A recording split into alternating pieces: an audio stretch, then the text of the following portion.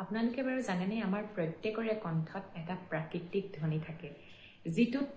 natural resonance বুলি আমি ক'ব পাৰো মানে আপোনালোকে বহুতে শুনিছে বা ডাঙৰ ডাঙৰ ৰিয়েলিটি শ্ব' বিলাকত আপোনালোকে দেখিছে যেতিয়া কোনোবা ভাল পাৰফৰ্মাৰ এজনে গীত পৰিৱেশন কৰে তেতিয়া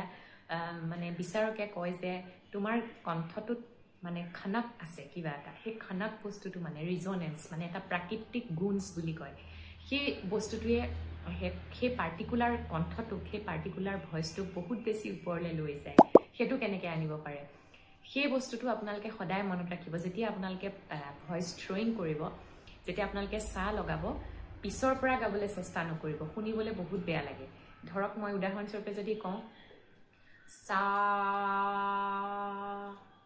আৱাজটো পিছফালে থাকিবলৈ নিদিব আগলৈ আনিব সা সা দেখিছে মই যেতিয়া সা কৈছো সাটো মানে মোৰ মুখৰ ভিতৰত মানে খুন্দা খাই পেলাই এটা গুণছ তৈয়াৰ হৈছে আৰু যেতিয়া গীত পৰিৱেশন কৰিব সেই প্ৰাকৃতিক গুণছটো প্ৰত্যেক মুহূৰ্ততে আপোনাৰ কণ্ঠত প্ৰতিফলিত হ'ব আৰু যিটোৱে আপোনাৰ কণ্ঠটোক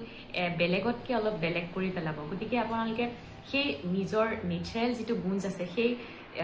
ধ্বনিটোক আপোনালোকে আৰু বেছি ইনহেন্স কৰিবলৈ খুব ধুনীয়াকৈ আপোনালোকে স্বৰৰ অভ্যাস কৰিব আপোনালোকে মুখৰ গোটেই মুখখনৰ ভিতৰত মানে বতাহটো ঘূৰিবলৈ দিব সা সা ৰে গা আৰু এটা কাম আপোনালোকে কৰিব ৰাতিপুৱা উঠি পেলাই দৈনিক গাৰ্গল কৰিবলৈ চেষ্টা কৰক গৰম পানীৰে প্লেন পানীৰে কৰিব পাৰে নাইবা আপোনালোকে অকণমান চাহপাত দি বা অকণমান নিমখ দি পেলাই সিজাই পেলাই পানীটোৱে গাৰ্গল কৰিবলৈ চেষ্টা কৰক তেতিয়া কি হয় আপোনাৰ কণ্ঠটো পুৰা খোল খাই যাব মানে আৰু মই যে এইটো গিলাছটো হাতত লৈ আছো দেখিছে মই পানী খাবলৈ লোৱা নাই মই আপোনালোকক এটা বস্তু দেখাব লৈছো আপোনালোকে এনেকৈ এডাল পানীৰ ষ্ট্ৰোক লৈ ল'ব লৈ পেলাই আপোনালোকে ইয়াত ফুক মাৰিব ফুকটো কেনেকৈ মাৰিব মানে ইয়াত বাবলছ উঠাবলৈ চেষ্টা কৰিব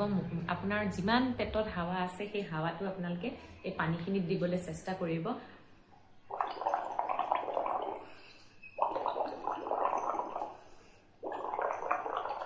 এনেকৈ দিবলৈ চেষ্টা কৰিব মানে তেতিয়া কি হয় আপোনাৰ কণ্ঠটো পুৰা খোল খাই যাব এইটো ৰাতিপুৱা ৰাতিপুৱা কৰিব তেতিয়া আপোনালোকে দেখিব বহুত বেছি এফেক্টিভ ৰিজাল্ট আপোনালোকে পাইছে আৰু এনেকুৱা ধৰণৰ ইনফৰ্মেটিভ ভিডিঅ' পাই থাকিবৰ কাৰণে এতিয়াই মোক ছাবস্ক্ৰাইব কৰি